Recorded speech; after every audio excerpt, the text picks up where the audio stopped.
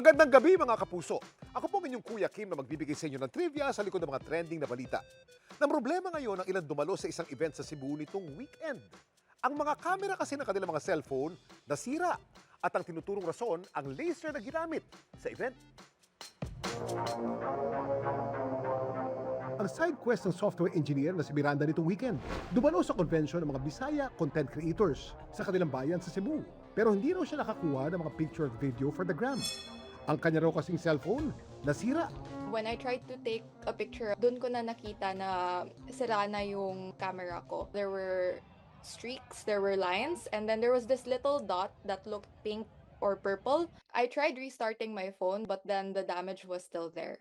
Hinala niya, ang nakasira sa kanyang cellphone ang mga naka-install na laser sa entrance ng event. Ang experience niyang ito, pinost niya online. At dito niya nadiskubre na hindi lang pala siyang may ganitong karanasan nung gabing yun. I saw some other posts that some other people are also experiencing the same thing. My assumption with the lasers at the entrance were solidified. Paano nga ba nagagawang masira ng hamak na laser ang camera ng ating cellphone? Ang ating mga cellphone camera, merong tinatawag na complementary metal oxide semiconductor o CMOS sensor. Ang CMOS sensor, napakasensitibo. Kapag pumasok dito ang laser, nagdudulot ito ng pagtaas ng irradiance o energy density. Ang resulta, natutunaw yung silicone at microscopic wiring sa loob ng camera. Pag tinamaan ito ng direct event laser, nasisira talaga ang hardware. Halimbawa dun sa magnifying glass na ginagawa ng mga bata pa tayo, no? Kung saan pinofocus natin yung ilaw ng araw para makapagsunog ng tuyong dahon o papel. Malalaman po natin ang laser ang nakasira. Number one is yung point damage. Nakakita tayo ng permanenteng pink o white or purple na tuldok na tinatawag nating dead pixels. Ang line failure, nagkakaroon ng permanenteng guhit na pink or purple sa buong screen. Hardware failure na po ito at kailangan ng palitan ng camera module. Bagay raw na ginawa ni Miranda. I tried reaching out to the event organizers. I sent them a message. I have not received any feedback yet. Nakipag-ugnayan din ang aming team sa organizers ng nasabing event, pero wala pa silang tugon sa aming mensahe. Sa isa namang deleted post, sinabi ng mga organizer, alam nila na mga laser sa entrance nung day 1 ng event ay nakapinsala sa cellphone at camera sensors ng ilan sa mga dumalo. Humingi rin sila na paumanhin dahil sa pangyayaring ito. Bilang tugon, tinanggal nila ang lahat ng laser sa entrance sa day 2 ng event.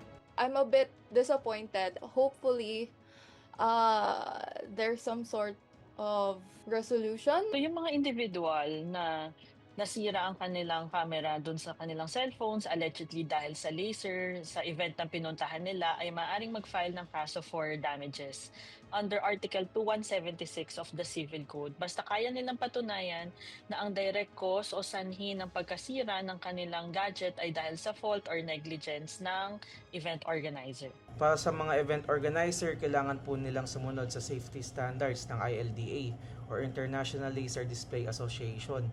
Kung pagpapatama ng laser sa mga tao, dapat ang power level ay nasa ibaba ng maximum permissible exposure or MPE. Kung hindi ito calibrated, the standard rule is to project lasers at least 3 meters above the crowd para hindi tumama sa mga mata o camera. Ano naman kaya ang dapat gawin ng mga dadalo sa event na gagamit ng laser para maiwasang masira ang kanilang mga gadget? Kung may event na gumagamit ng malalakas na laser, gaya ng sa concerts, mahalagang iwasan ang direktang pagtama ng laser sa ating mga camera sensor at pati na sa ating mga mata. Huwag itutok ang camera sa pinanggalingan ng laser beam. Iwasan din ang pag-zoom in sa laser source. Kung gusto mo naman malitratuhan ng laser, mas ligtas kung kukunan ito mula sa gilid kaysa direkta sa projector. Kung professional camera naman ang iyong gamit, maaaring gumamit ng protective filter. Pero tandaan, hindi lahat ng filter ay proteksyon laban sa lahat ng uri ng laser. Samantala, para malaman ang trivia sa likod ng viral na balita, i-post o i-comment lang, #Kuya Kim, ano na? Laging tandaan, kimportante ang may alam. Ako po si Kuya Kim at sagot ko kayo, 24.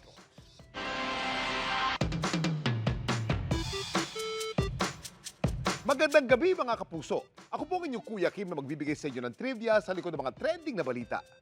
Birds of the same feather attack together. Ganyan ang nangyaring tagpo sa Davao Oriental kung saan isang grupo ng mga uwak tila may maitim na balak sa isang pinapalipad lang na saranggola.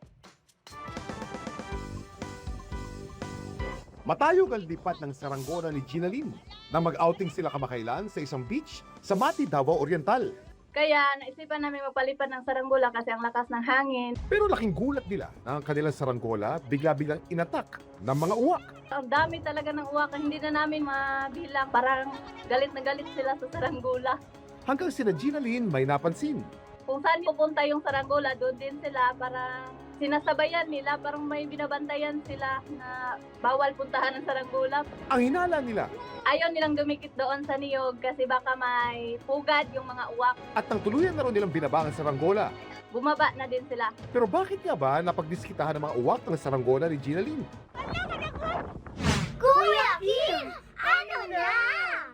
Ang uwak ay kabilang sa pamilya ng ibon na tinatawag na Corvidae na kinabibilangan din ng mga raven, rook, jackdaw at magpie. Alam niyo ba na ang tawag sa grupo ng uwak sa Ingles? Murder. A murder of crows. Nagmula ito sa lumang tradisyon at pamahiin sa Europa noong Middle Ages. Noon kasi madalas doon nakikita mga uwak sa mga lugar kung saan may digmaan at maraming namamatay. Ang kanilang itim na balahibo, inuugnay din noon sa pagluluksa at kamatayan. Pero sa kabila ng tila madilim na kasaysayang nakadikit sa kanila, natatangi ang mga uwak. Ang uwak ay kabilang sa mga pinakamatalinong ibon sa mundo. Kaya nilang makilala at maalala ang mukha ng tao sa loob ng maraming taon. Natututo rin ang ilang uri ng uwak na gumamit ng mga simpleng kasangkapan tulad ng patpat upang makakuha ng pagkain. Pero bakit kaya nila inatake ang saranggola ni Gina Lynn? Possible na nakakontribute dito matingkad na color ng saranggola because bright moving objects are easier to notice, but behaviorally mas important usually ang movement, shape, and location. So, kung lumilipad ang saranggola near a nesting area, mas likely silang mag-react. Crows are very alert and social birds. Kapag may isang uwak na nakikita na kakaiba or may possible danger, it can give warning calls and other crows nearby may response. Pwede silang dumami into a group response. Para silang may alert system na kapag may unusual object or big flying animals in the area, natutulungan silang paalisin ito. Maglalakas loob pa kaya ang mga uwak sa saranggolang ito? Lalo't ito lang naman ang may hawak ng world record para sa pinakamalaking saranggola sa buong mundo. Ito ang The Hope, ang may hawak ng Guinness World Record para sa largest kite flown. Ang total area nito, 13,024 square feet. Halos kasing laki ng 5 tennis court. Ang lifting area naman nito tinatayang nasa 12,142 square feet. Ang The Hope ay dinisenyo ng isang kilalang kite brand sa New Zealand para Al-Farsi Kite Display Team ng Kuwait. Tinatayang 1,800 linear meters ang tela at 2.2 kilometers ng cord o tali ang kanilang ginamit para lang mabuo ito. Samantala, para malaman ang trivia sa likod ng viral na balita, post o comment lang, #Kuya Kim, ano na? Laging tandaan, kimportante ang may alam. Ako po si Kuya Kim at sagot ko kayo 24 oras.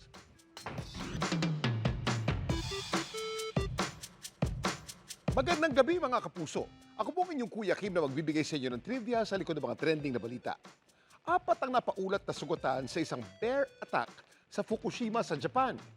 Dito sa atin sa Pilipinas, posible rin nga bang umatake ang isang oso? Naalarma ang mga residenteng nakatira malapit sa Fukushima, Japan nitong Martes.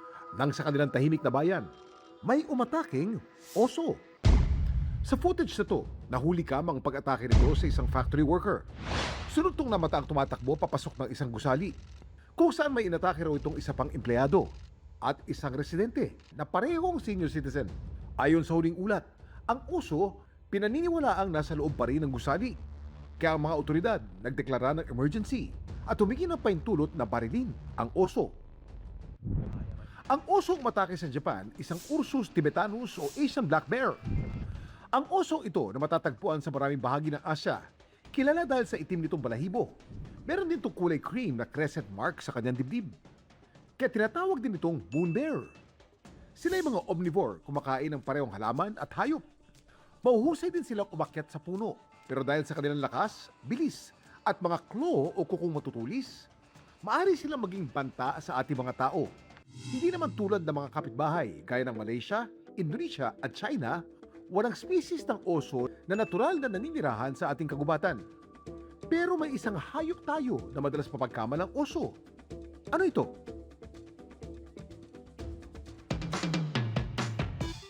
Ito ang ang binturong o bear cat na matatagpuan sa isla ng Palawan. Madalas silang mapagkama ng mga oso dahil sa mahaba at napakakapal nitong maitim na balahibo. Ang timbang nito maaaring umabot ng 20 kilos, kaya mabagal itong kumilos. Ang isa sa kamangha-mangha sa hayop na ito ang kakaiba nitong amoy na parang buttered popcorn daw. Ito'y dahil sa kemikal na nilalabas ng mga binturong kapag minamarkahan nila ang kanilang teritoryo. Ang mga binturong vulnerable na, ibig sabihin may banta na sa kanilang populasyon, kabilang sa mga itong habitat loss o pagkasira ng kanilang tirahan at illegal wildlife trade o panguhuli sa mga ito. Samantala, para malaman ng trivia sa likod ng viral na balita, i-post o i-comment lang, #Kuya Kim, ano na? Laging tandaan, importante ang may alam. Ako po si Kuya Kim at sagot ko kayo 24 oras. Magandang gabi mga kapuso. Ako po ang inyong Kuya Kim na magbibigay sa inyo ng trivia sa likod ng mga trending na balita.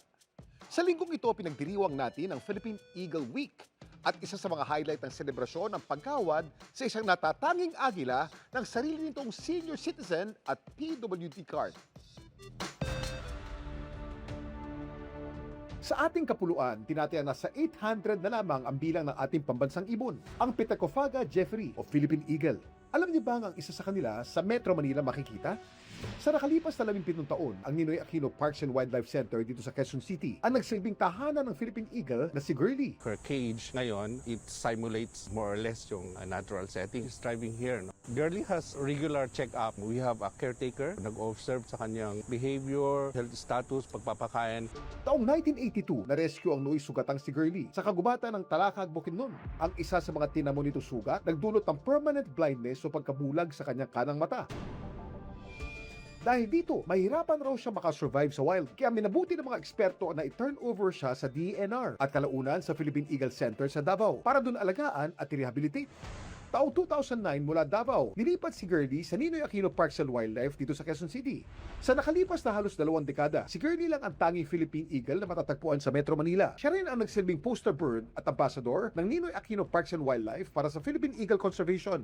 Sa taong ito, tinatayang nasa 45 to 46 years old na si Girlie. Kaya siya tinuturing na oldest known Philippine Eagle in captivity.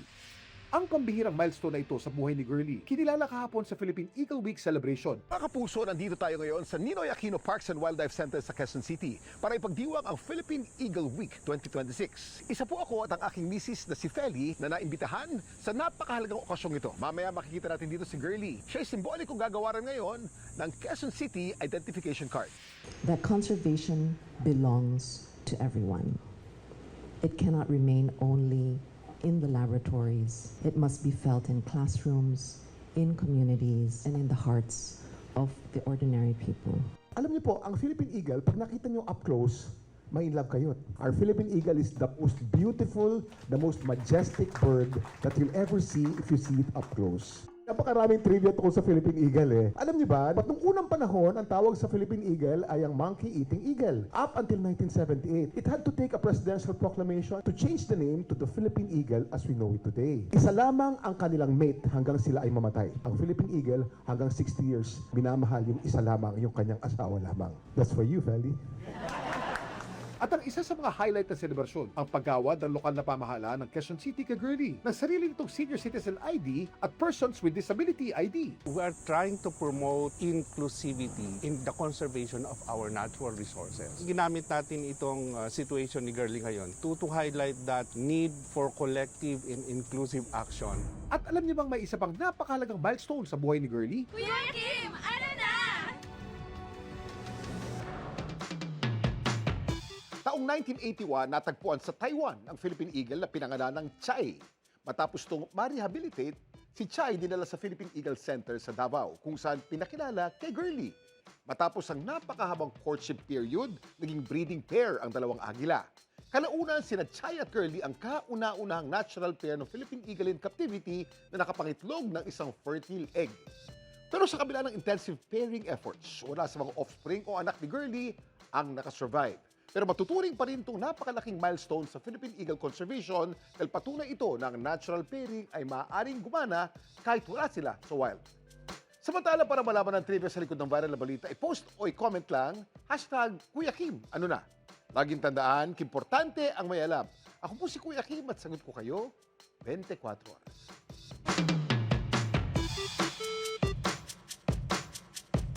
Sa gitna ng aktibidad ng Kilauea Volcano sa Hawaii, USA, nakuna ng video ang dahan-dahang pag-ikot ng hangin sa ibabaw ng tubig hanggang tuluyan itong naging buhawi. Paano kaya ito nabubuo? Kuya Kim, ano na? Sa videong ito, nakuha malapit sa Kilauea Volcano sa Hawaii sa Amerika. Kita ang dahan-dahang pag-ikot ng hangin sa ibabaw ng tubig. Unti-unti itong umakyat sa ere hanggang sa tuluyan na itong naging whirlwind. Nitong June 1, gumawa ng kasaysayan ng Kilauea. Ang patuloy kasi nitong summit eruption sa Hawaii Volcanoes National Park nagresulta sa 48 fountaining episodes. Ayon sa USGS o United States Geological Survey, ang volcanic activity na ito ang maaaring rason kung bakit may nabuong whirlwind sa paligid ng bulkan. Ang heat kasi mula sa lava pinainit ang hangin sa paligid. Dahil dito umangat ito patungo sa mas malamig na hangin sa taas. Upang mapuna ng espasyong iniwan ng umakyat na hangin, humikop ito ng hangin mula sa paligid. Yung warm air na pumapalibot dun sa volcano na yun, and then given na mas malamig dun sa upper level ng hangin, yung mainit na hangin dahil sa physics, palaging higher temperature to lower temperature, so yung mainit na hangin yung gagalaw paakyat. Dahil hindi pantay-pantay yung init, nagkakaroon ng iba't ibang bilis yung pag-akyat ng hangin. Yun yung nagkokos din na magkaroon ng sirkulasyon, kaya nagkakaroon ng whirlwind. Laging tandaan, importante ang may alam. Ito po si Kuya Kim at sagot ko kayo 24 oras.